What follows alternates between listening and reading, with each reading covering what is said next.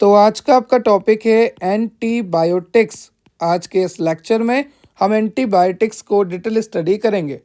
सबसे पहले हम देखने वाले हैं एंटीबायोटिक्स का इंट्रोडक्शन, फिर हम देखने वाले हैं हिस्ट्री ऑफ एंटीबायोटिक्स, एंटीबायोटिक्स की हिस्ट्री। उसके बाद बहुत ही डिटेल में हम देखेंगे क्लासिफिकेशन ऑफ एंटीबायोटिक्स।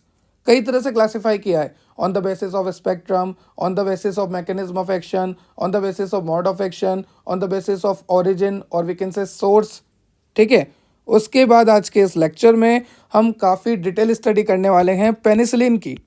पेनिसिलिन के बारे में हम सब कुछ देखने वाले हैं। इसका नाम ऑब्टेन कहाँ से हुई, किस साइंटिस्ट ने करी, काम कैसे करती है, मतलब इसका मैकेनिज्म ऑफ एक्शन क्या है, इसका एसएआर क्या है, इसका नोमेनक्लेचर कैसे होता है, सब कुछ, इसकी स्ट्रक्चर, इसका एसएआर, इसका नोमेनक्लेचर, इसका मैकेनिज्म ऑफ एक्शन, इसकी हिस्ट्री, इसका इंट्रोडक्शन, साइंटिस्ट के बारे में सब कुछ देखने वाले हैं डिटेल में। क्योंकि पेनिसिलिन से 10 मार्क्स का क्वेश्चन आता है, या फिर आप बोल लीजिए कई यूनिवर्सिटीज़ में 15 मार्क्स का क्वेश्चन आता है, तो पेनिसिलिन से एक मेजर क्वेश्चन बनता है।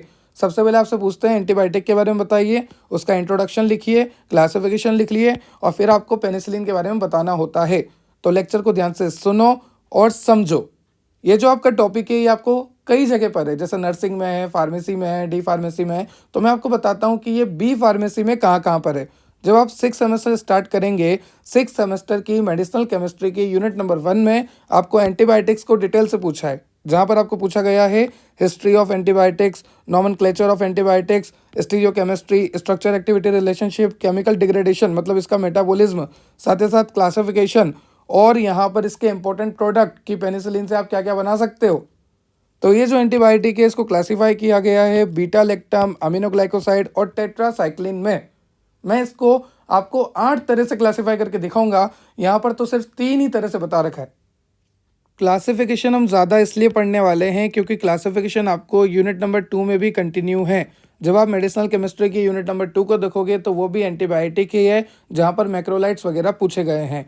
तो एंटीबायोटिक्स को डिटेल स्टडी करेंगे, क्लासिफिकेशन को डिटेल स्टडी करेंगे, इसके हिस्ट्री को देखेंगे, इंट्रोडक्शन को देखेंगे, और पेनिसिलिन को देखेंगे, जो कि किसके अंडर में आता है, बीटा लैक्टम एंटीबायोटिक्स के अंदर में आता है। तो ध्यान रखना, अगर आपको एंटीबायोटिक पूछे और स्पेशली आपको बीटा लैक्टम एंटीबायोटिक पूछे तो भी आप पेनिसिलिन को डिटेल बता सकते हो।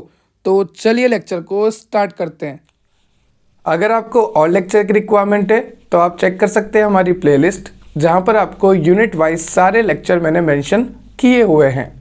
और अगर आपको नोट्स की रिक्वायरमेंट है तो आप चेक कर सकते हैं हमारी एप्लीकेशन, डेप्थ ऑफ बायोलॉजी की एप्लीकेशन आप डाउनलोड कर सकते हैं प्ले स्टोर से, और आपको वहाँ पर सारे नोट्स अवेलेबल मैंने कराए हुए हैं। वहाँ पर लाइव लेक्चर्स भी होते हैं, ऑनलाइन क्लासेस भी होती है, तो ज़रूर डाउनलोड कीजिएगा डेप्थ ऑफ बायोलॉजी एप्लीकेशन। चलिए लेक्चर को स्टार्ट करते हैं। एंटीबायोटिक्स, आज के लेक्चर को स्टार्ट कर रहे हैं एंटीबायोटिक्स को। और एंटीबायोटिक्स पढ़ने में आपको बहुत मज़ा आने वाला है, क्योंकि यहाँ पर आपको पता लगेगा बैक्टीरिया कैसा होता है, एंटीबायोटिक्स किस तरह से बैक्टीरिया को मारती है, कितने तरह की एंटीबायोटिक होती है, जो पेनिसिलिन होती है उसकी हिस्ट्री क्या है, उसका मैकेनिज्म ऑफ एक्शन क्या है, उसका स्ट्रक्चर एक्टिविटी रिलेशनशिप क्या है, सब कुछ पढ़ेंगे। तो यहाँ पर बिल्कुल बेसिक से स्टार्ट करता हूँ, मैं कहानी की फॉर्मेट में समझाऊंगा। तो देखो, यहाँ पर एंटी का मतलब होता है अपोजिट, और बायोटिक का मतलब होता है लाइफ। तो यहाँ पर इस तरह की दवाइयाँ होती हैं जो बैक्टीरिया की लाइफ को किल करती है। ये इस तरह की दवा है, एंटीबायोटिक ऐसी मेडिसिन होती है जो कि बैक्टीरिया को किल करती है, या फिर बैक्टीरिया की ग्रोथ को रिटार्ड करती है, बैक्टीरिया की ग्रोथ को कम करती है। 2 तरह से एंटीबायोटिक काम करती है, या तो एंटीबायोटिक बैक्टीरिया की ग्रोथ को कम करेगी, या फिर एंटीबायोटिक बैक्टीरिया को किल करेगी। तो अगर एंटीबायोटिक बैक्टीरिया की ग्रोथ को कम कर रही है, आप देख सकते हैं पहले वाले केस में बैक्टीरिया की ग्रोथ कम कर रही है, बैक्टीरिया की ग्रोथ को रिटार्ड कर रही है, तो इस तरह के एंटीबायोटिक को हम बोलेंगे बैक्टीरियोस्टैटिक, मतलब यहाँ पे बैक्टीरिया की ग्रोथ जो है रुक रही है। और ये जो दूसरे तरह की एंटीबायोटिक होती है जो कि बैक्टीरिया को किल करती है, इसको आप बोलोगे बैक्टीरियोसीडियल।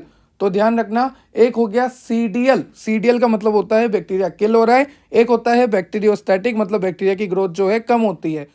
ठीक है सर, हमें यहाँ तक क्लियर हो गया कि एंटीबायोटिक का मतलब होता है, एंटी का मतलब अपोजिट और बायोटिक का मतलब लाइफ। मतलब ये ऐसी दवाइयाँ होती है, ऐसी मेडिसिन होती है जो बैक्टीरिया की ग्रोथ को या तो रिटार्ड करती है, कम करती है, या फिर बैक्टीरिया को किल करती है। अगर बैक्टीरिया की ग्रोथ कम हो रही है तो बैक्टीरियोस्टैटिक, और अगर बैक्टीरिया किल हो रहा है तो बैक्टीरियोसीडियल।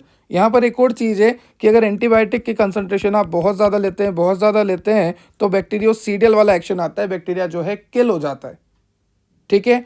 एंटीबायोटिक्स को आप एंटी माइक्रोबियल भी बोल सकते हैं, क्योंकि ये माइक्रो ऑर्गेनिज्मों को किल कर रहा है। जैसे बैक्टीरिया हो गया, आपका फंगाई हो गया, या तो आपको बैक्टीरिया हो गया या फिर आपका फंगाई हो गया, तो एंटीबायोटिक्स, या फिर आप बोल सकते हैं एंटी माइक्रोबियल, क्योंकि ये सब क्या है, ये सब माइक्रो ऑर्गेनिज्म है। तो माइक्रो ऑर्गेनिज्म को किल कर रहे हैं तो हम बोलेंगे एंटी माइक्रोबियल। देखो ध्यान से सुनो, या तो आप बोल लो एंटीबायोटिक्स या आप बोल लो एंटी माइक्रोबियल।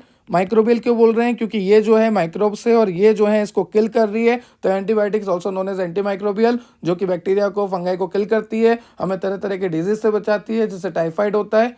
ठीक है, टाइफाइड होता है ना, टाइफाइड में जो बैक्टीरिया होता है वो हमारे स्मॉल इंटेस्टाइन को काफ़ी ज़्यादा अफेक्ट कर देता है। तो वहाँ पर स्ट्रेप्टोकोकस निमोनिया हो गया, आपका टाइफाइड हो गया, इन सब से बचने के लिए आपको एंटीबायोटिक्स का यूज़ लेना पड़ता है। एंटीबायोटिक्स क्या करती है, इन बैक्टीरिया को किल कर देती है, इन बैक्टीरिया की ग्रोथ को कम कर देती है। And antibiotics also known as anti microbial.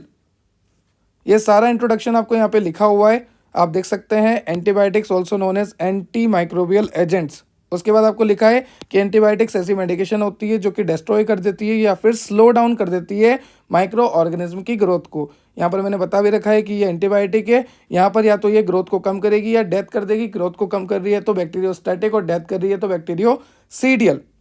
उसके बाद यहाँ पे लिखा है कि एंटीबायोटिक से कई तरह की बीमारी सही हो जाती है, जैसे कि बैक्टीरिया से बीमारी हुई है, फंगाई से बीमारी हुई है। जैसे मान लीजिए यहाँ पर आपको बैक्टीरिया से बीमारी हुई है, आपकी टाइफाइड, फंगल इन्फेक्शन हुआ है आपको।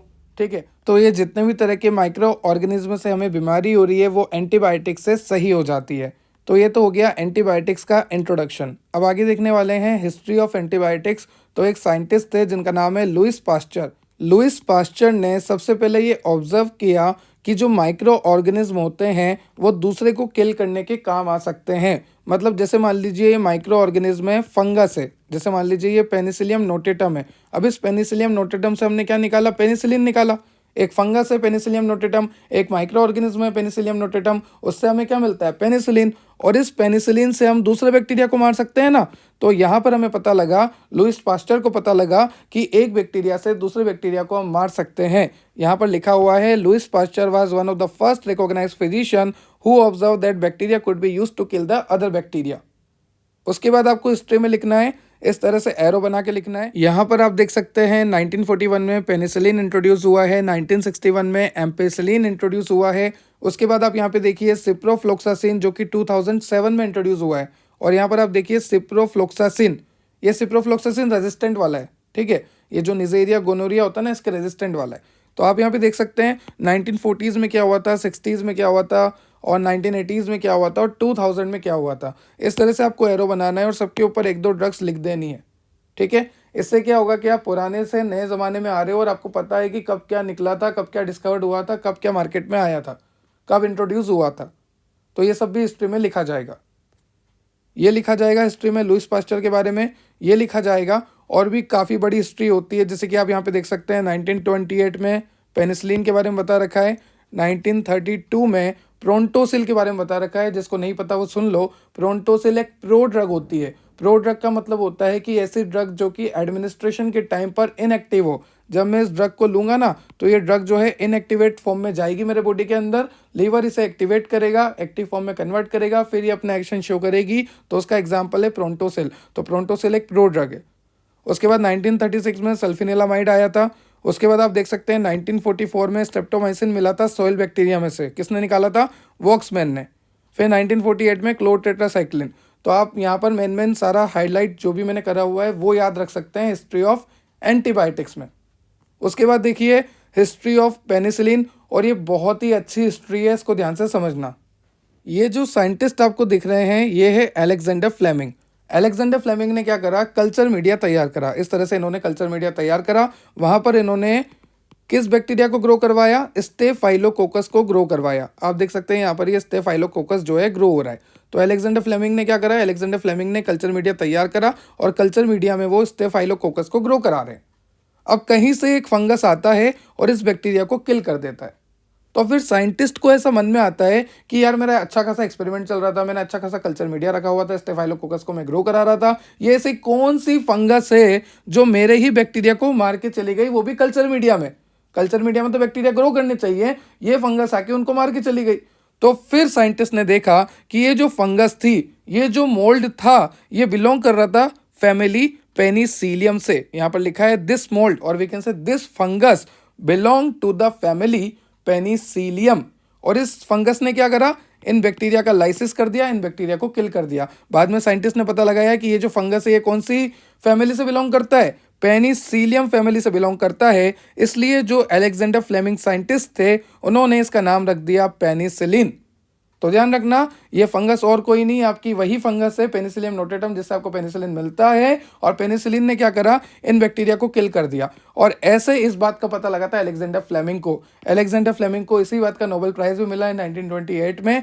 यहाँ पर इन्होंने कल्चर मीडिया तैयार कर रखा था, उसमें स्टेफाइलोकोकस ग्रो हो रहे थे, फंगस बाहर से आई, उसने स्टेफाइलोकोकस को किल कर दिया, लाइसिस कर दिया। बाद में साइंटिस्ट ने देखा कि ये फंगस कौन सी है, तो साइंटिस्ट को पता लगा कि ये फंगस जो है फैमिली पेनिसिलियम से बिलोंग कर रही है, तो साइंटिस्ट ने इसका नाम रख दिया पेनिसिलिन। और यहाँ पर बता दिया कि penicillin is obtained from penicillium notatum. इसके बाद इसको काफ़ी यूज़ किया गया as a anti bacterial agent और इसी बात का नोबेल प्राइज़ मिल गया अलेक्जेंडर फ्लेमिंग को। यहाँ पर लिखा है few year later group of researcher in Oxford university, उन्होंने भी बहुत सारी पेनिसिलिन को डिस्कवर कर लिया इसके बाद, जैसे कि पेनिसिलिन वी, पेनिसिलिन एफ, जी, के, ओ, एक्स, कई तरह की पेनिसिलिन यहाँ पर डिस्कवर्ड हो चुकी है उसके बाद। तो इस तरह से आपने देखा हिस्ट्री ऑफ पेनिसिलिन। तो ये हिस्ट्री ऑफ पेनिसिलिन लिखना है, ये सारी हिस्ट्री लिखनी है, उसके बाद ये एरो वाली हिस्ट्री लिखनी है और उसके बाद यहाँ पर लुइस पास्चर के बारे में बताना है। ये सारा आपको हिस्ट्री में लिखना है।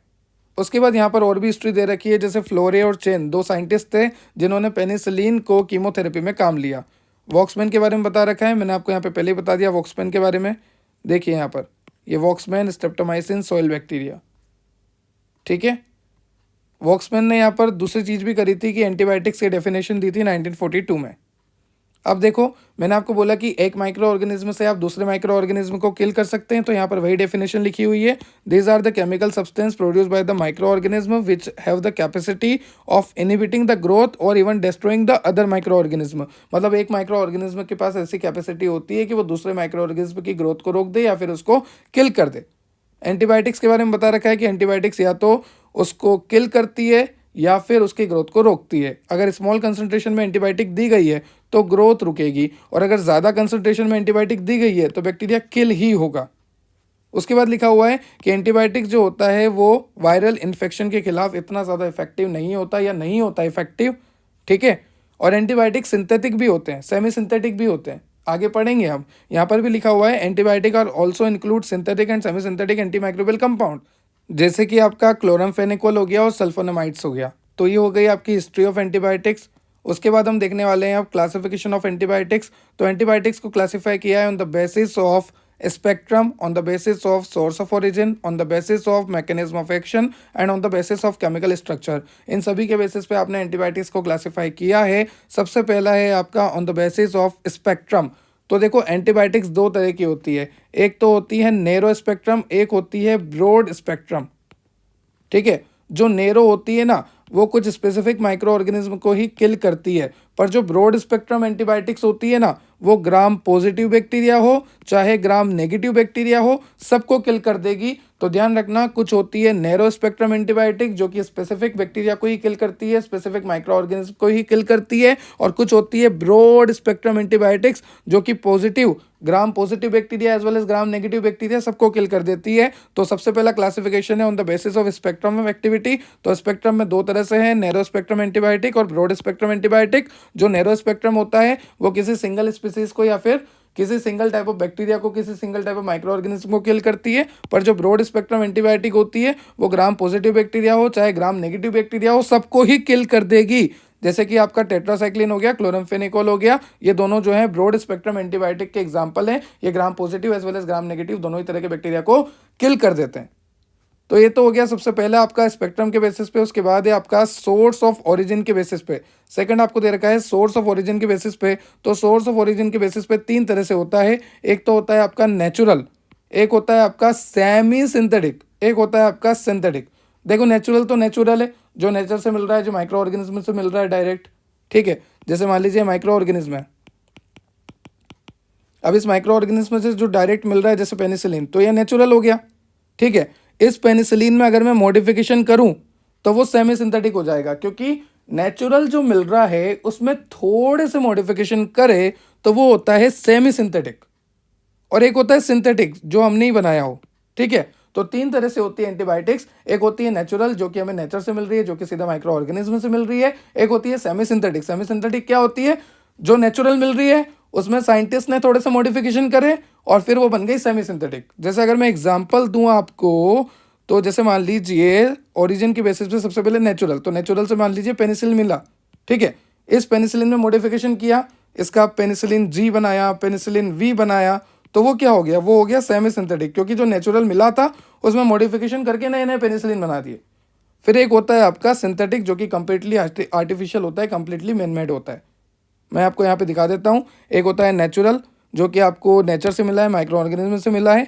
एक होता है सेमी सिंथेटिक जैसे पेनिसिलिन जी, पेनिसिलिन वी, ठीक है, या फिर पेनिसिलिन 5 भी आप बोल सकते हैं, और पेनिसिलिन 2, पेनिसिलिन 3, ये सब क्या है? मॉडिफिकेशन से बने हैं। उसके बाद है आपके सिंथेटिक एंटीबायोटिक्स जो कि हमने बनाए, जो कि प्योरली सिंथेटिक है, जैसे क्लोरामफेनिकोल। तो ये हो गया सेकंड बेसिस जिस पे हमने बोला सोर्स ऑफ ओरिजिन के बेसिस पे हम क्लासिफाई कर सकते हैं एंटीबायोटिक्स को। तो सबसे पहले तो हमने देखा on the basis of spectrum of activity. उसके बाद हमने देखा on the basis of source of origin, natural, semi synthetic, synthetic. उसके बाद हम देखने वाले हैं on the basis of mechanism of action. देखो जो आपकी एंटीबायोटिक्स होती है वो एंटीबायोटिक्स क्या काम आती है? बैक्टीरिया को किल करने के काम आती है। अब ये एंटीबायोटिक्स बैक्टीरिया को किस किस तरह से किल करती है? एंटीबायोटिक्स या तो सेल वॉल को रोक देगी, एंटीबायोटिक्स या फिर सेल मेम्ब्रेन को रोक देगी, एंटीबायोटिक्स या फिर प्रोटीन के बनने को रोक देगी, या फिर न्यूक्लिक एसिड मतलब डीएनए आरएनए के बनने को रोक देगी।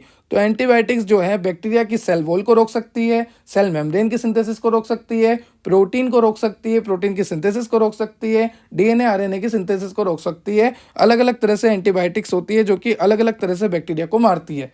जैसे मान लीजिए ये बैक्टीरिया है और यहाँ पर अलग अलग तरह की एंटीबायोटिक है, एक ये है, एक ये है, एक ये है, एक ये है। तो ये एंटीबायोटिक जो है अलग अलग तरीके से अपने अपने मैकेनिज्म ऑफ एक्शन से बैक्टीरिया को किल करेगी। कुछ तो सेल वॉल को रोकेगा, कुछ सेल मेम्ब्रेन के सिंथेसिस को रोकेगा, कुछ प्रोटीन के सिंथेसिस को, और कुछ न्यूक्लिक एसिड मतलब डीएनए आरएनए के सिंथेसिस को, जिससे सभी केसेस में बैक्टीरिया को तो मरना ही है। यहाँ तक आपको क्लियर हो गया? तो ये हो गया मैकेनिज्म ऑफ एक्शन के बेसिस पे। यहाँ पर आपको लिखा हुआ है मैकेनिज्म ऑफ एक्शन के बेसिस पे बैक्टीरिया के सेल वॉल रोक दो, साइटोप्लाज्मिक मेम्ब्रेन को रोक दो, प्रोटीन सिंथेसिस को रोक दो, न्यूक्लिक एसिड के बायोसिंथेसिस को रोक दो। और यहाँ पर आपको एंटीबायोटिक्स बता भी रखी है। जैसे अगर बैक्टीरिया के सेल वॉल रोकनी है तो सेफेलोस्पोरिन, पेनिसिलिन। अगर आपको साइटोप्लाज्मिक मेम्ब्रेन मतलब सेल मेम्ब्रेन को डिस्ट्रॉय करना है तो आपको देना है एम्फोटेरिसिन बी। अगर आपको प्रोटीन सिंथेसिस को रोकना है, बैक्टीरिया में अगर प्रोटीन सिंथेसिस को रोकना है तो आप दे दो क्लोरामफेनिकोल, इरिथ्रोमाइसिन, अमीनोग्लाइकोसाइड, टेट्रासाइक्लिन। और अगर आपको न्यूक्लिक एसिड सिंथेसिस को रोकना है, डीएनए आरएनए के फॉर्मेशन को रोकना है, तो आप दे सकते हैं एक्टिनोमाइसिन, ग्रिप्सियोफुल्विन, रिफाम्पिसिन और रिफामाइसिन। जो रिफाम्पिसिन मैंने बोला है वो एंटी ट्यूबरकुलर की तरह काम आता है। फिर होता है मिटोमाइसिन। तो यहाँ पर आपने देखा on the basis of mode of action हमने जो है एंटीबायोटिक्स को क्लासिफाई किया है। तो अभी तक हम तीन तरह से एंटीबायोटिक्स के क्लासिफिकेशन को देख सकते हैं। सबसे पहले स्पेक्ट्रम, फिर सोर्स ऑफ ओरिजिन, फिर मैकेनिज्म ऑफ एक्शन। अब लास्ट आपके पास बचा है केमिकल स्ट्रक्चर के बेसिस पे, ठीक है। अब हम देखने वाले हैं on the basis of chemical structure हम किस तरह से एंटीबायोटिक्स को क्लासिफाई करते हैं। तो ध्यान से देखो, केमिकल स्ट्रक्चर के बेसिस पे क्लासिफिकेशन आपके सामने है।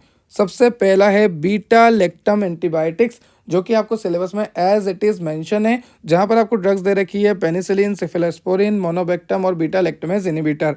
उसके बाद है आपके पास अमीनोग्लाइकोसाइड एंटीबायोटिक्स, जहां पर आपको ड्रग्स दे रखी है स्ट्रेप्टोमाइसिन, जेंटामाइसिन, नियोमाइसिन, कैनामाइसिन।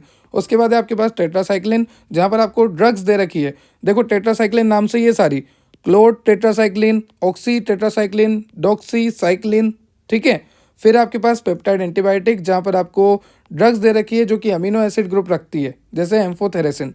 फिर मैक्रोलाइड से जो कि आपको यूनिट नंबर 2 में दे रखे हैं, जैसे एरिथ्रोमाइसिन, एजिथ्रोमाइसिन। फिर है आपके लिकोमाइसिन। फिर है आपकी एंटी फंगल एंटीबायोटिक्स जैसे कि आपके ग्रेसियोफुल्विन। और फिर है आपके मिसेलेनियस जिसमें आता है क्लोरामफेनिकोल। तो इस तरह से आपको on the basis of chemical structure antibiotics को क्लासिफाई किया गया है। Beta lactam, aminoglycoside, tetracycline, peptide antibiotic, macrolide, lincomycin, anti fungal antibiotics and miscellaneous. तो अभी तक हमने क्या क्या कवर किया है? सबसे पहले हमने कवर किया था एंटीबायोटिक्स का इंट्रोडक्शन, उसके बाद हमने कवर किया हिस्ट्री ऑफ एंटीबायोटिक्स, उसके बाद हमने कवर किया क्लासिफिकेशन ऑफ एंटीबायोटिक्स, और वहाँ पर हमने हिस्ट्री में पेनिसिलिन की हिस्ट्री भी अच्छे से देखी थी।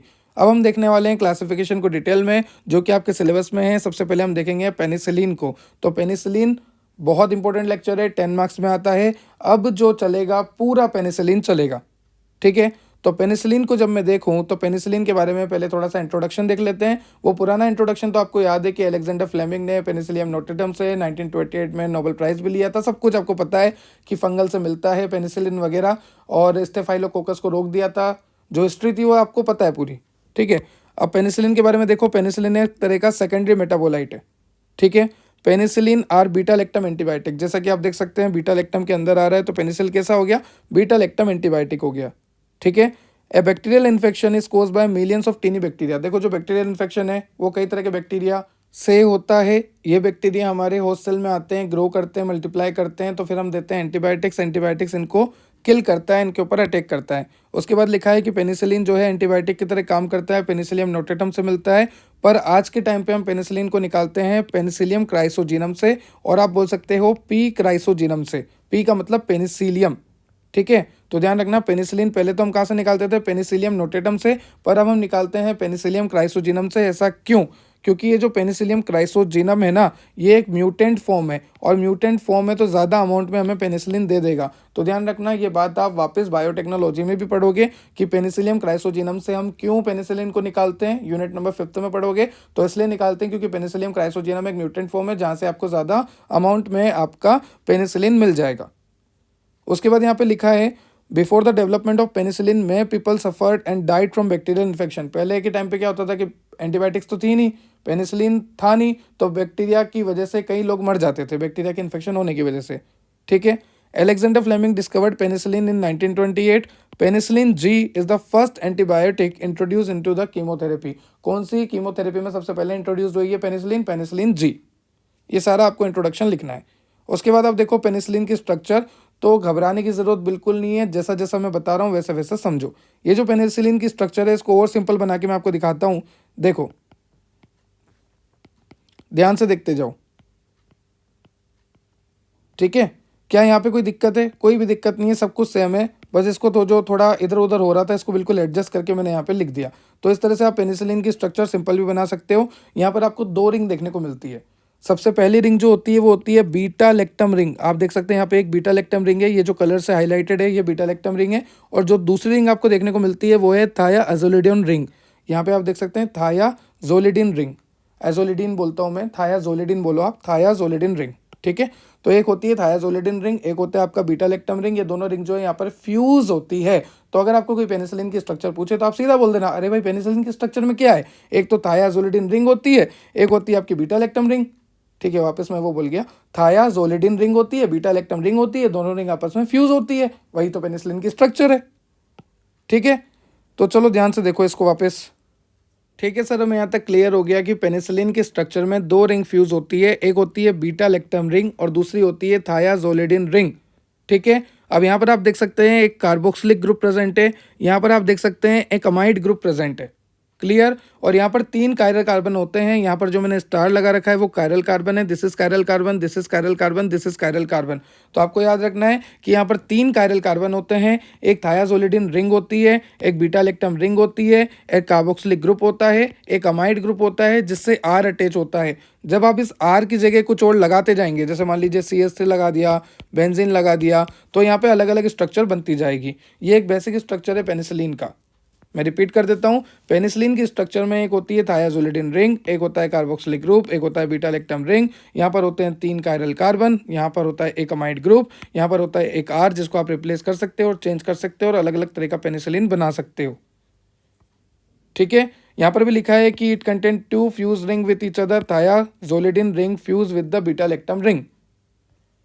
आगे चलते हैं। जैसा कि मैंने आपको बोला था कि आर को आप चेंज कर सकते हो, तो यहाँ पर आपको आर को ही चेंज करना है, बाकी सब कुछ सेम है। ये सल्फर है, यहाँ पर 2 मिथाइल ग्रुप है, यहाँ पर एक कार्बोक्सिलिक है, यहाँ पर नाइट्रोजन है, ये जो रिंग है ये बीटा लैक्टम रिंग है, ये थायाजोलिडीन रिंग है, और यहाँ पर ये अमाइड ग्रुप है, और यहाँ पर ये आर है। अब इस आर को आप रिप्लेस कर सकते हो। इस आर की जगह आप लिखोगे अगर CH2 CH double bond CH CH2 CH3, अगर इस आर की जगह आप ये लिखोगे तो आपको मिलेगा पेनिसिलिन 1 या फिर पेनिसिलिन F बोल लो आप।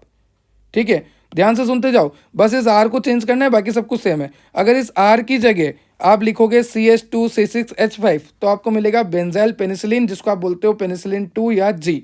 तो सब तरह के पेनिसिलिन मिल जाएंगे, बस आर को चेंज करते जाओ और पेनिसिलिन को पाते जाओ। आर की जगह ये लगाओगे तो मिलेगा पेनिसिलिन 3, आर की जगह लगाओगे CH2 का 6 और CH3 तो आपको मिलेगा पेनिसिलिन 4 और पेनिसिलिन के बोल सकते हैं। तो कई तरह के पेनिसिलिन आपको मिलेंगे, आपको ये टेबल याद रखनी है जिससे आप आर को रिप्लेस करते जाओ। जैसे ये पूरी स्ट्रक्चर तो आपको याद हो गई, एज इट इज आप बना दोगे, बस इस आर की जगह आप ये लगाते जाओ लगाते जाओ लगाते जाओ और नई नई स्ट्रक्चर बनाते जाओ, और एग्जामिनर को लगेगा कि आपको बहुत ज़्यादा आता है क्योंकि आपको ये टेबल याद है।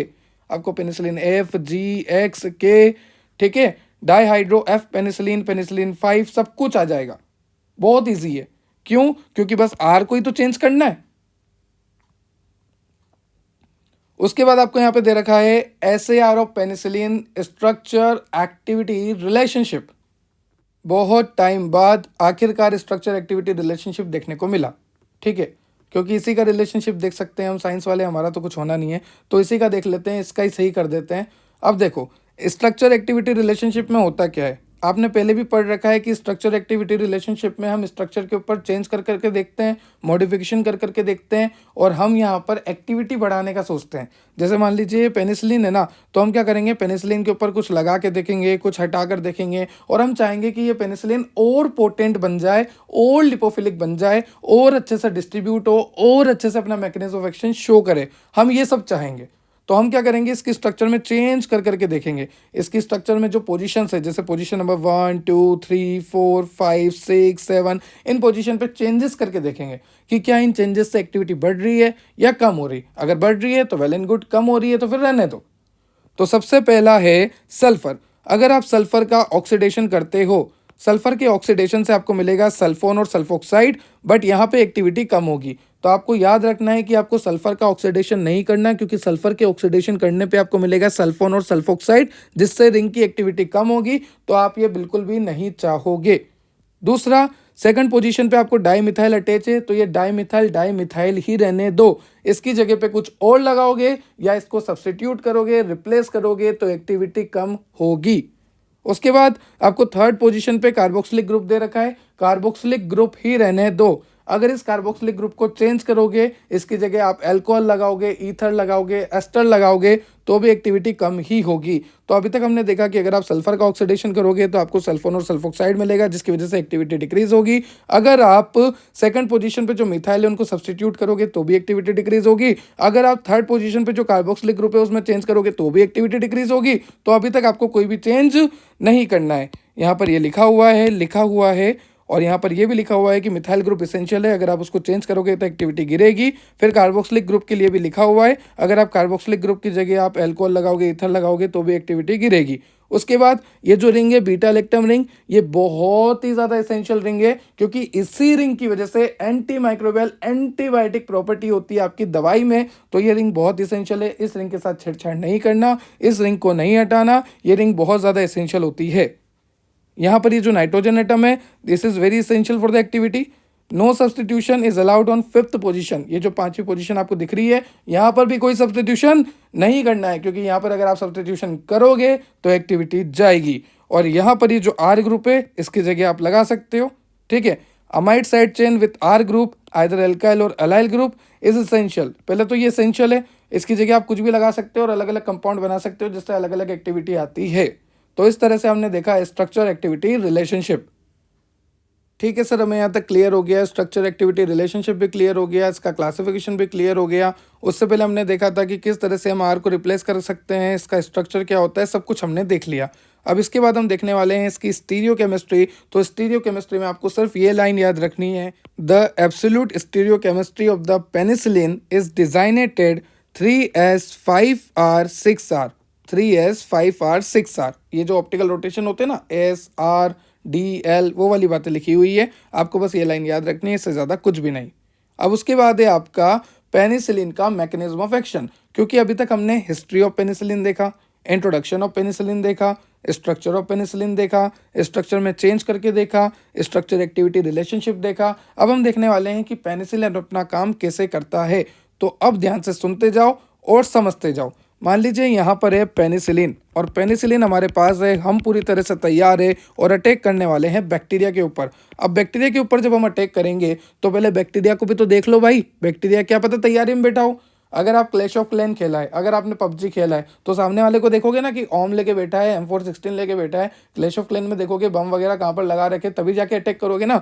तो अगर आपके पास पेनिसिलिन है, पर आप पेनिसिलिन से अटैक करवाने से पहले सामने वाले के पास देख तो लो क्या क्या तैयारी है। तो चलो सामने वाले को देखते हैं, मतलब बैक्टीरिया को देखते हैं। अब बैक्टीरिया भी दो तरह से होते हैं यार। सर बैक्टीरिया दो तरह से कैसे? अरे भाई, एक ग्राम पॉजिटिव बैक्टीरिया, एक ग्राम नेगेटिव बैक्टीरिया।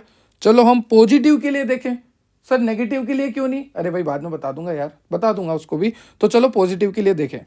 मैं रिपीट कर देता हूं, हम यहाँ पर तैयार खड़े हैं आक्रमण के लिए, और सामने है बैक्टीरिया, हमारे पास है पेनिसिलिन। हम चाहते हैं कि इस पेनिसिलिन से बैक्टीरिया मर जाए, पर बैक्टीरिया को मारने से पहले बैक्टीरिया के घर में देखेंगे कि ऐसा कुछ है तो नहीं कि हमारी पेनिसिलिन ही खराब हो जाए। तो बैक्टीरिया को चेक कर रहे हैं, ग्राम पॉजिटिव बैक्टीरिया को देखने जा रहे हैं। ये है बैक्टीरिया की सेल, ठीक है। ये है बैक्टीरिया के ऊपर सेल वॉल, इस तरह से ये सेल वॉल मैं दिखा रहा हूं आपको, ध्यान से देखिएगा इसको, ठीक है। ये है बैक्टीरिया की सेल, ये है बैक्टीरिया की सेल वॉल, और ये बैक्टीरिया की जो सेल वॉल होती है, इसके बीच में एक एंजाइम होता है जिसका नाम होता है ट्रांसपेप्टाइडेज, जिसकी वजह से यहाँ पे क्रॉस लिंकिंग बनी रहती है सेल वॉल के बीच में। कौन सा एंजाइम होता है? ट्रांसपेप्टाइडेज। और ये जो प्रोसेस होती है जहां पर ये सेल वॉल जो है होल्ड होती है with the help of transpeptidase, इस प्रोसेस को बोलते हैं ट्रांसपेप्टाइडेशन। तो with the help of transpeptidase, the transpeptidation process होती है, और यहाँ पर सेल वॉल सिंथेसिस होती है। और ये सेल वॉल जो होती है ना बैक्टीरिया की, ये सेल वॉल बचा के रखती है। अगर सेल वॉल बनी है ना, तो आप बैक्टीरिया का कुछ नहीं बिगाड़ सकते। आप यहाँ पर खड़े हैं, देख रहे हैं कि इस बैक्टीरिया का मैं कुछ बिगाड़ूं, पर आप कुछ नहीं बिगाड़ सकते, क्योंकि बैक्टीरिया के पास है सेल वॉल। तो कहीं ना कहीं सर इस सेल वॉल को रोकना पड़ेगा, क्योंकि ये सेल वॉल हटी तो बैक्टीरिया का सुरक्षा कवच हटा। तो यार चलो इस सेल वॉल को देखते हैं कि ऐसा इसमें क्या है, क्योंकि इसको रोकना है तो पहले इसको समझते हैं कि ये बैक्टीरिया की सेल वॉल होती कैसे है, बनती कैसे है। तो ये जो बैक्टीरिया की सेल वॉल है, ये बनी होती है पेप्टाइडोग्लाइकेन की। किसकी बनी होती है बच्चों? पेप्टाइडोग्लाइकेन की, ठीक है। यहाँ पर दो ग्लाइकेन चेन होती है, यहाँ पर दो ग्लाइकेन चेन होती है। एक होती है नाम NAM, एक होती है NAG। इसका फुल फॉर्म बता देता हूं इन दोनों का। एक का फुल फॉर्म होता है आपका एन एसिटाइल ग्लूकोसामाइन, और दूसरे का फुल फॉर्म होता है एन एसिटाइल म्यूरेमिक एसिड। तो एक तो हो गया आपका नाग NAG, और एक हो गया आपका नाम NAM। तो नाम और नाग, ठीक है। अभी मैं क्या बोल रहा हूँ कि मैं जब बैक्टीरिया की सेल वॉल देख रहा हूँ तो मेरे को पता लगा कि बैक्टीरिया की सेल वॉल तो पेप्टाइडोग्लाइकेन की बनी है। फिर मैं इस पेप्टाइडोग्लाइकेन को देख रहा हूँ तो मुझे यहाँ पे पता लग रहा है कि दो ग्लाइकेन की चेन है। फिर ये दो ग्लाइकेन की चेन कौन सी है? एक तो होती है नाम, एक होती है नाग। तो चलो देखते हैं ये दोनों आपस में जुड़ती कैसे। तो ये जो नाम होता है और ये जो नाग होता है, ऊपर वाला क्या है? नाम, नीचे वाला क्या है? नाग। ऐसे याद रखो कि कॉलेज में आपके सारे नाम के दोस्त हैं, असल में तो वो क्या है? नाग है, ठीक है। ज़्यादातर यही होते हैं। तो आप इतना याद रखो, एक होता है नाम, एक होता है नाग, ठीक। अब यहाँ पर ये दोनों एक्टिवेट कैसे होते हैं? तो यहाँ पर मैंने लिखा हुआ है कि in the presence of UDP, देखो बोथ आर अटैच, ये दोनों अटैच होते हैं। नाम और नाग जो है अटैच होते हैं, एक्टिवेट होते हैं। कब? जब यहाँ पर UDP आके अटैच होता है। तो आप देख सकते हैं यहाँ पर UDP आके अटैच हो चुका है। ये है आपका NAM, नीचे है आपका NAG, और इन दोनों से जो है UDP आके अटैच हो चुका है। तो ये दोनों एक्टिवेट हो चुके हैं, ये दोनों आपस में जुड़ने जा रहे हैं। ये दोनों एक्टिवेट कब हुए? ये दोनों आपस में जुड़ेंगे कब? जब UDP इनसे आके जुड़ेगा, ठीक है। अब देखो, जब UDP इनसे आके जुड़ा तो ये दोनों एक्टिवेट हो गए, नाम भी एक्टिवेट हो गया, नाग भी एक्टिवेट हो गया। अब इस नाम के पास पेप्टाइड चेन आके अटैच हो जाती है इस कंडीशन में, ठीक। अब एक्टिवेशन के बाद, इन दोनों के एक्टिवेशन के बाद UDP वापस चली जाती है। आप देख सकते हैं यहाँ पर मैंने ये साइन लगा रखा है, इसका मतलब है कि UDP वापस जा रही है, ठीक है।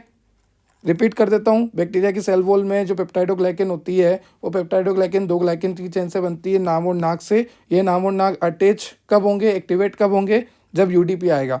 यूडीपी आने के बाद ये दोनों एक्टिवेट हो गए। अब एक्टिवेट होने के बाद यूटीपी का काम हो गया, ये यूडीपी वापस चला जाएगा कि मेरा काम था एक्टिवेशन का, मैं जा रहा हूँ, जाओ भैया। और एक्टिवेशन के दौरान यहाँ पे पेप्टाइड चेन जुड़ गई। अब ये नाम और नाक जुड़ेंगे और बैक्टीरिया के सेल से बाहर आ जाएंगे और ये जुड़ के बाहर आ गए। ठीक है, तो इस तरह से इनके में क्रॉस लिंकेज हो जाता है जब ये बाहर आते हैं बहुत सारे मिलकर। और कौन सा एंजाइम कराता है, ट्रांसपेप्टाइडेज। ये सारी प्रोसेस होती है। अब बैक्टीरिया के अंदर आपको एक और चीज़ देखने को मिलेगी, पेनिसिलिन बाइंडिंग प्रोटीन। जब पेनिसिलिन आता है ना तो वो कहाँ पे जुड़ता है अटैक करने के लिए, वो जुड़ता है पेनिसिलिन बाइंडिंग प्रोटीन पे। ठीक है, वापस रिवाइज करवा देता हूँ एक थोड़ा सा छोटा सा। ठीक है सर, हमें यहाँ तक क्लियर हो गया कि जो एंटीबायोटिक होती है वो काफ़ी तैयारी में होती है, पर हम बैक्टीरिया की सेल वॉल देख के आते हैं। हमने देखा कि बैक्टीरिया की जो सेल वॉल होती है वो पेप्टाइडोग्लाइकन की बनी है। पेप्टाइडोग्लाइकन मतलब 2 ग्लाइकन चेन होती है, एक होती है नाम, एक होती है नाग। ये दोनों आपस में कब जुड़ते हैं, जब यूडीपी आके इससे अटैच होता है, इनका एक्टिवेशन होता है। तो जो नाम होता है ना उसके बाद पेप्टाइड चेन जुड़ जाती है, और जब नाम के पास पेप्टाइड चेन जुड़ गई, ये देखो नाम के पास पेप्टाइड चेन जुड़ जाती है, तो ये यूडीपी वापस चल जाता है एक्टिवेट करके। अब जब ये यूडीपी वापस चल गया तो ये नाम और नाक जुड़ के जो है सेल से बाहर आ चुके हैं। आप देख सकते हैं सेल के बाहर आ चुके हैं, और ये सेल के बाहर आने के बाद इस तरह से इकट्ठे हो जाते हैं और ये दोनों आपस में क्रॉस लिंक होते हैं। किसकी मदद से, ट्रांसपेप्टाइडेज, जो कि मैंने आपको पहले ही बता दिया कि एंजाइम होता है जो कि इनको क्रॉस लिंक करके रखता है। और यहाँ पे इस तरह से बैक्टीरिया में सेल वॉल फॉर्मेशन होती है। फिर हमने एक और चीज़ देखी कि बैक्टीरिया के अंदर पेनिसिलिन बाइंडिंग प्रोटीन होता है। जो भी हम एंटीबायोटिक देते हैं पेनिसिलिन, वो यहाँ पर आके अटैच होता है। ठीक है, ये सारी तैयारी हमने देख ली कि भैया बैक्टीरिया के घर में ये होता है। अब अटैक करने चलते हैं, चलो अटैक करें, अटैक करें, अटैक धावा बोलते हैं। अब अटैक करेंगे। देखो देखो देखो, ये आपका पेनिसिलिन, ये आपका बैक्टीरिया। इसको लग रहा है कि हमें कुछ नहीं पता, पर हमें तो पता है कि यहाँ पे पेनिसिलिन बाइंडिंग प्रोटीन है। तो ये पेनिसिलिन आएगा और इस पेनिसिलिन बाइंडिंग प्रोटीन पे जुड़ जाएगा। जब पेनिसिलिन बाइंडिंग प्रोटीन पे जुड़ेगा, पता है क्या होगा, जो एंजाइम था ना इस बैक्टीरिया का, ट्रांसपेप्टाइडेज, ये एंजाइम अब काम करना बंद कर देगा। तो जब ट्रांसपेप्टाइडेज काम करना बंद कर देगा तो क्या यहाँ पर सेल वॉल के बीच में क्रॉस लिंकिंग होगी? नहीं होगी, क्योंकि क्रॉस लिंकिंग करा कौन रहा था, ट्रांसपेप्टाइडेज। और अगर सेल वॉल के बीच में क्रॉस लिंकिंग नहीं होगी तो सेल वॉल भी सही से नहीं बनेगी, और अगर बैक्टीरिया की सेल वॉल ही नहीं बनेगी तो बैक्टीरिया खलास,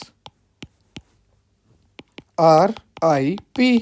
ठीक है, तो कैसे क्या हुआ, पेनिसिलिन आया, पेनिसिलिन बाइंडिंग प्रोटीन से जुड़ा, जिसकी वजह से ट्रांसपेप्टाइडेज एंजाइम जो है काम करना बंद कर दिया। जब ट्रांसपेप्टाइडेज एंजाइम काम करना बंद कर देगा, आप यहाँ पे देखो, यहाँ पे ये जो है ना, ये ट्रांसपेप्टाइडेज यही जोड़ के रख रहा है। जब ये रहेगा ही नहीं तो ये जुड़ेगा ही नहीं, जब ये जुड़ेगा ही नहीं तो सेल वॉल बनेगी ही नहीं, जब सेल वॉल बनेगी ही नहीं तो बैक्टीरिया को बचाएगा कौन, परेशान हो गया तो, है ना।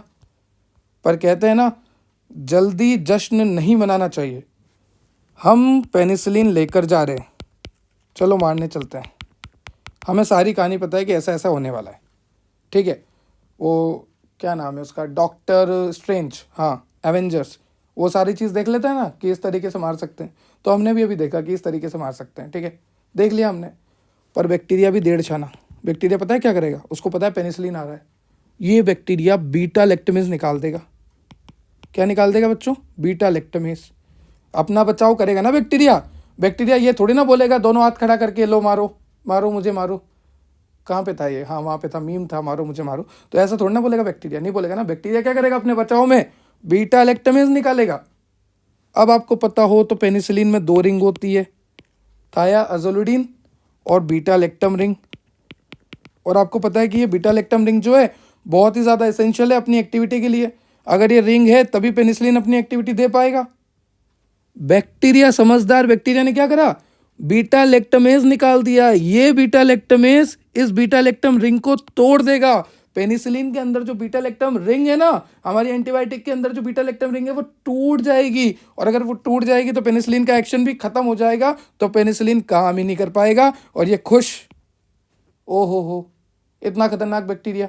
देखो इसका मैकेनिज्म ऑफ एक्शन, बैक्टीरिया भी कम थोड़ी ना पड़ रहा, बैक्टीरिया निकाल रहा है बीटा लैक्टमेज, और बीटा लैक्टमेज ने एस्टेस कर दी पेनिसिलिन की। अब क्या करें, अब साइंटिस्ट का दिमाग खराब, हार के आ गए वापस। साइंटिस्ट परेशान। साइंटिस्ट ने बोला एक काम करते हैं। क्या काम करें भाई, हम देते हैं पेनिसिलिन। अरे वो तो हम पहले भी दे रहे थे, पेनिसिलिन के साथ हम देते हैं बीटा लैक्टमेज इनहिबिटर।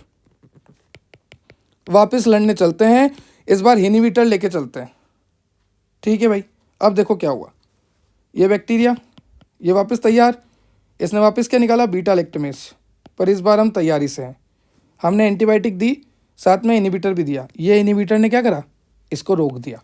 और जब ये रुक गया तो ये एंटीबायोटिक के लिए पूरा रास्ते खाली हो गया कि जाइए और ट्रांसपेप्टाइडेज को रोकिए, बैक्टीरिया को किल करिए। तो इस तरह से पूरा मैकेनिज्म ऑफ एक्शन चलता है। बैक्टीरिया भी अपना बचाव करता है, एंटीबायोटिक भी असर करती है, और एंटीबायोटिक के साथ हम क्या देते हैं, बीटा लैक्टमेज इनहिबिटर, क्योंकि हमें हमारी पेनिसिलिन की लैक्टम रिंग बचानी है, which are essential for the anti bacterial anti microbial activity. तो देखो आपको यहाँ पर पेनिसिलिन का मैकेनिज्म ऑफ एक्शन दे रखा है कि पेनिसिलिन आएगा, पेनिसिलिन बाइंडिंग प्रोटीन के साथ जुड़ेगा, ट्रांसपेप्टाइडेशन को इनहिबिट करेगा, मतलब वो एंजाइम इनहिबिट होगा तो ये प्रोसेस भी इनहिबिट हो जाएगी। मैंने आपको बोला था एंजाइम का नाम है ट्रांसपेप्टाइडेज और प्रोसेस का नाम है ट्रांसपेप्टाइडेशन। जब ट्रांसपेप्टाइडेज ही नहीं रहेगा तो ट्रांसपेप्टाइडेशन भी नहीं रहेगा। उसके बाद पेप्टाइडोग्लाइकन बनेगा भी नहीं, सेल वॉल बनेगी भी नहीं, और सेल वॉल भी नहीं बनेगी, पेप्टाइडोग्लाइकन भी नहीं बनेगा, ट्रांसपेप्टाइडेज भी काम नहीं करेगा, तो बैक्टीरिया जो है मरने वाला है। अब एक बात बताओ कि अभी तक तो बैक्टीरिया को सेल वॉल बचा रही थी, अब सेल वॉल हट गई, ये जो ऊपर की सेल वॉल है ना, इसको मैं हटा देता हूँ, 1 2 हटा दी। अब ये सेल वॉल हट गई तो बैक्टीरिया मरेगा कैसे, हमारे यहाँ से फ्लूइड जाएगा, जो प्लाज्मा है ना उससे फ्लूइड जाएगा बैक्टीरिया में, बैक्टीरिया फूलेगा और फूलेगा, और फूल फूल के बैक्टीरिया जो है फट जाएगा। इस तरह से ये बैक्टीरिया फट जाएगा, तो बैक्टीरिया फट जाएगा, bacteria swell up and burst, जिसकी वजह से बैक्टीरिया का क्या होता है, ऑटोलाइसिस, बैक्टीरिया की सेल की death, bactericidal action, RIP to bacteria, बात खत्म। ठीक, बैक्टीरिया ने बहुत कोशिश की हमसे बचने की, बैक्टीरिया ने बीटा लैक्टमेज छोड़ा, पर हमने भी बीटा लैक्टमेज इनहिबिटर दिया साथ में। बैक्टीरिया अभी भी हार नहीं मानेगा, बैक्टीरिया के पास बहुत तरीके हैं। एक तो बीटा लैक्टमेज आपको बता दिया ना, साथ ही साथ ये बैक्टीरिया क्या करता है, ये बैक्टीरिया जो अपने अंदर पेनिसिलिन बाइंडिंग प्रोटीन लेकर बैठा है ना, हमने देखा था ना बैक्टीरिया के अंदर क्या होता है, पेनिसिलिन बाइंडिंग प्रोटीन, वहाँ पर ये बैक्टीरिया मॉडिफिकेशन कर लेगा। अब अगर कल को पेनिसिलिन जुड़ने आया तो जुड़ ही नहीं पाएगा। क्यों नहीं जुड़ पाएगा, क्योंकि इसका तो हो चुका मॉडिफिकेशन, ये जो बाइंडिंग प्रोटीन है ये तो चेंज हो चुका। मान लीजिए पहले ये इस स्ट्रक्चर का था, तो अब तो ये ऐसा हो चुका। अगर ये चेंज हो जाएगा तो पेनिसिलिन इससे तो जुड़ जाता था जब ये मॉडिफाई नहीं हुआ, पर पेनिसिलिन बाइंडिंग प्रोटीन अगर मॉडिफाई हो जाएगा तो इससे पेनिसिलिन जुड़ ही नहीं पाएगा, सही से ड्रग अंदर नहीं आ पाएगी। और पता है बैक्टीरिया क्या करेगा, एंटीबायोटिक्स को इफ्लक्स कर देता है, बाहर निकाल के फेंक देता है और आने कम देता है। बहुत तरीके से बचता है एंटीबायोटिक्स से ये बैक्टीरिया, तभी तो हम 3 दिन 5 दिन तक एंटीबायोटिक्स देते हैं। क्लियर हुआ, ये सब हो गया ग्राम पॉजिटिव बैक्टीरिया के लिए। और ये सेम मैकेनिज्म ऑफ एक्शन आपको लिखना है कहाँ पर, सिफेलोस्पिरिन के केस में। ठीक है, यहाँ पर आपको सिफेलोस्पिरिन भी दे रखा है ना, देखो मैं आपको बताता हूँ। ये जो आप एंटीबायोटिक्स पढ़ रहे हैं, बीटा लैक्टम एंटीबायोटिक्स, उसमें पेनिसिलिन पढ़ रहे हैं, उसके बाद जो सिफेलोस्पिरिन है इसमें भी सेम मैकेनिज्म ऑफ एक्शन है, सेम। अब एक बात, अभी मैंने आपको बोला था कि ये ग्राम पॉजिटिव के लिए, तो सर ग्राम नेगेटिव के लिए क्या करें, अरे भैया कुछ मत करो, सिंपल सा है। ग्राम नेगेटिव के ऊपर क्या पोर्स होते हैं छोटे छोटे, ठीक है, तो उसके अंदर एंटीबायोटिक पहुंचाना बहुत मुश्किल काम है। जैसे ये ग्राम नेगेटिव बैक्टीरिया है, ये बड़ा खुश बेटा है, पता है क्यों, क्योंकि इसके ऊपर अच्छे से प्रोटेक्शन है और छोटे छोटे पोर्स है, इस तरह से इस तरह से इस तरह से ये पोर्स है।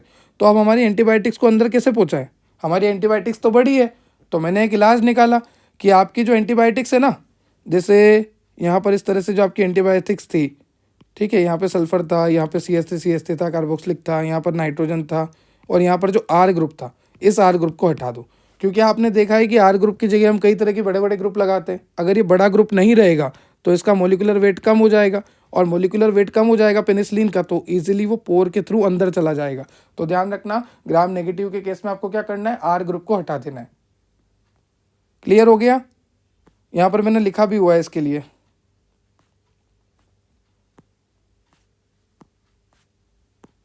ये देखो, बट ग्राम नेगेटिव बैक्टीरिया के केस में हमें क्या करना है कि आउटर मेम्ब्रेन जो होती है ना ग्राम नेगेटिव बैक्टीरिया की, वो पोर कंटेंट करती है, तो हम R को हटा देंगे। R हटाने से मोलिकुलर वेट कम हो जाएगा, और ये जो ड्रग है हमारी पेनिसिलिन ये अंदर आसानी से चली जाएगी और अपना मैकेनिज्म ऑफ एक्शन शो कर देगी। उसके बाद पेनिसिलिन का मेटाबॉलिज्म दे रखा है, देखो ये पेनिसिलिन की स्ट्रक्चर है, ध्यान से देखो, ये आपका thiazolidine ring, carboxylic group, dimethyl, beta lactam, nitrogen मतलब अमाइड ग्रुप, और उसके साथ यहाँ पे आपको दे रखा है बेंजीन और CH3। अब यहाँ पर R की जगह क्या दे रखा है, बेंजीन और CH3। तो आप ध्यान से देखिएगा, मैंने आपको शुरू में बताया था, मैं वापस बता देता हूँ कि अगर आपको R की जगह बेंजीन और CH3 दिखे, आप यहाँ पे देखिए, इस R की जगह बेंजीन और CH2 या CH3 दिखे, तो इसका मतलब है कि वो बेंजाइल पेनिसिलिन है, पेनिसिलिन सेकंड है या फिर पेनिसिलिन जी है।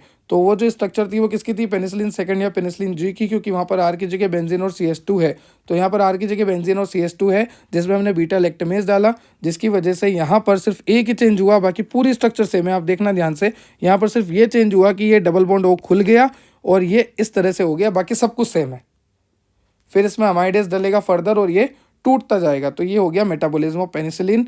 फिर यहाँ पे पेनिसिलिन के कुछ यूज़ दे रखे हैं, जैसे pneumonia, respiratory infection, tooth and gum infection, और फिर वेनरल डिजीज। वेनरल डिजीज का मतलब होता है सेक्सुअल ट्रांसमिटेड डिजीज। उसके बाद आपको फार्माकोकाइनेटिक्स दे रखा है और एडवर्स ड्रग रिएक्शन दे रखे हैं पेनिसिलिन के। यहाँ पर आपको फार्माकोकाइनेटिक्स का बता रखा है, एडवर्स इफेक्ट का बता रखा है। देखो साइड इफेक्ट क्या होंगे पेनिसिलिन के, अगर आप ज़्यादा ले लोगे तो allergy, hypersensitivity reaction, bleeding, degenerative changes in the spinal cord, conversion, rashes, itching, anaphylaxis, serum sickness, कई तरह की प्रॉब्लम आती है। ठीक है, उसके बाद यहाँ पर आपको स्ट्रक्चर्स दे रखी है, जैसे ये मोनोबेक्टम है जो कि वहाँ पर हमने यूज़ करी थी, यही काफ़ी है आपके लिए, बाकी आप ना ही देखें तो ठीक है। उसके बाद फार्माकोकाइनेटिक दे रखी है। फार्माकोकाइनेटिक मतलब आपको पता ही है, एब्जॉर्प्शन, डिस्ट्रीब्यूशन, मेटाबॉलिज्म, एक्सक्रीशन। जो पेनिसिलिन होता है वो किसके साथ डिस्ट्रीब्यूट होता है, किसके साथ बाइंड होता है। तो यहाँ पर लिखा है approx 60% of the penicillin G, और we can say penicillin reversibly bind to albumin. जैसा कि आप सभी जानते हैं, एल्बुमिन से ज़्यादातर ड्रग बाइंड हो जाती है, ज़्यादातर एंटीबायोटिक्स बाइंड हो जाती है। तो यहाँ पर भी लिखा है कि जो आपका एल्बुमिन है उससे 60% पेनिसिलिन बाइंड हो जाती है। उसके बाद लिखा है significant amount appear in the liver, bile, kidney, semen, joint fluid, lymph, intestine. यहाँ पर आपको देखने को मिलेगा आपका एंटीबायोटिक। जनरली पेनिसिलिन में इतनी हिम्मत नहीं है कि वो ब्लड ब्रेन बैरियर को क्रॉस कर ले, पर अगर आपके मेनिंजेस में प्रॉब्लम है, जैसे मान लीजिए आपकी पायामीटर, अरेकेनॉइड, ड्यूरामीटर, इनमें प्रॉब्लम है, तो पेनिसिलिन जो है क्रॉस कर लेगा और सेरिब्रोस्पाइनल फ्लूइड तक पहुंच जाएगा। तो ध्यान रखना, पेनिसिलिन जनरली तो क्रॉस नहीं कर सकता, क्योंकि मेनिंजेस अगर आपकी ठीक है तो क्रॉस नहीं कर सकता हो, पर अगर मेनिंजेस में कोई दिक्कत है तो वो इजीली क्रॉस कर लेगा। ये सारी बातें आपको पेनिसिलिन की फार्माकोकाइनेटिक में लिखनी है। फिर एडवर्स इफेक्ट में आपको बताना है कि अगर आप ज़्यादा ले लेते हैं तो हाइपर सेंसिटिविटी रिएक्शन हो जाती है, ब्रोंकोस्पाज्म, फीवर, एनाफाइलेक्सिस, ये सब कॉमन आपको देखने को मिलता है। ठीक है, तो ये फार्माकोकाइनेटिक्स हो गया, एडवर्स रिएक्शंस हो गए, साइड इफेक्ट हो गए, टॉक्सिसिटी हो गई आपकी, मेटाबॉलिज्म हो गया, यूजेस हो गए पेनिसिलिन के, mechanism of bacterial resistance, bacteria कैसे रोक रहा है पेनिसिलिन को, वो हो गया। पेनिसिलिन काम कैसे करता है, बैक्टीरिया की सेल वॉल बनी कैसे है, वो सारा सब कुछ पूरी कहानी हो गया। उससे पहले बैक्टीरिया की सेल वॉल देख ली, पेनिसिलिन का मैकेनिज्म ऑफ एक्शन देख लिया, अब स्टीरियोकेमिस्ट्री भी देख ली हमने पेनिसिलिन की, एसएआर भी देख लिया, पेनिसिलिन की स्ट्रक्चर में चेंजेस करना भी देख लिया, इंट्रोडक्शन भी देख लिया, हिस्ट्री भी देख ली, क्लासिफिकेशन भी देख लिया। तो ये सारी चीज़ें आपको पेनिसिलिन के अंदर लिखनी है, और कोई भी एंटीबायोटिक स्टार्ट करोगे तो ये सारी चीज़ें आप लिख कर स्टार्ट करना। एंटीबायोटिक्स का इंट्रोडक्शन, थोड़ी सी हिस्ट्री, क्लासिफिकेशन तो अच्छे से लिखना, ज़रूर लिखना। उसके बाद आप किसी भी एंटीबायोटिक को स्टार्ट करना, चाहे आप पेनिसिलिन करो या सेफेलोस्पोरिन। अब नेक्स्ट लेक्चर में हम सेफेलोस्पोरिन को डिटेल स्टडी करेंगे। बीटा लैक्टमेज इनहिबिटर तो आज हमने देख ही लिया, उसके बाद हम मोनोबेक्टम को देखेंगे। तो नेक्स्ट लेक्चर में हमारा बीटा लैक्टम एंटीबायोटिक्स कंप्लीट हो जाएगा। फिर उसके जो नेक्स्ट लेक्चर आएगा उसमें अमीनोग्लाइकोसाइड और टेट्रासाइक्लिन को कंप्लीट करके ये यूनिट नंबर 1 को हम कंप्लीट कर देंगे। आई होप आपको लेक्चर क्लियर हुआ होगा। और ये जो लेक्चर है आपका यूनिट नंबर 1 का, ये आपको सेम लेक्चर दे रखा है फार्माकोलॉजी में। फार्माकोलॉजी जब आप 6 के देखोगे तो वहाँ पर यूनिट नंबर 2 है, तो वहाँ पर आपको सी पॉइंट में एंटीबायोटिक्स पेनिसिलिन दे रखा है, तो ये एज इट इज़ है। ठीक है, एज इट इज़ आपको लिखना है। तो इसलिए मैं पेनिसिलिन को और डिटेल में पढ़ा रहा हूँ, क्योंकि ये कोलॉजी में भी है, मेडिकेम में भी है, एक एग्जाम में नहीं आया तो दूसरे में आ जाएगा। अगर आपको नोट्स की रिक्वायरमेंट हो तो आप डाउनलोड कर सकते हैं एडेप्टोबायोलॉजी एप्लीकेशन, जो कि आपको प्ले स्टोर पे मिलेगी। ऐप स्टोर से आप डाउनलोड कर सकते हैं माई इंस्टीट्यूट एप्लीकेशन। जैसे ही आप माई इंस्टीट्यूट एप्लीकेशन को डाउनलोड करोगे, वहाँ पर एक कोड आपसे पूछा जाएगा, ORG कोड, वहाँ पर आपको लिखना है MULNO। फिर आप अपने मोबाइल नंबर से रजिस्टर करके एडेप्टोबायोलॉजी एप्लीकेशन का एक्सेस ले सकते हैं। तो ये एप्पल यूज़र के लिए हो गया, ये प्ले स्टोर वालों के लिए हो गया। टेलीग्राम और इंस्टाग्राम से ज़रूर जुड़ जाना। टेलीग्राम और इंस्टाग्राम पे मीम आते हैं, सारी अपडेट आती है, पोल्स आते हैं, MCQ आते हैं, और डेप्टोबायोलॉजी पे फ्री टेस्ट आते हैं, MCQs आते हैं, नोटिफिकेशंस आते हैं, जिससे आप पढ़ लोगे थोड़ा, या फिर आपसे डेली लाइफ से रिलेट कर पाओगे। Subscribe and share for more, ताकि ऐसी वीडियो मैं आपके लिए और लेकर आता रहूं। जय Shri Ram. Have a nice day. Thank you.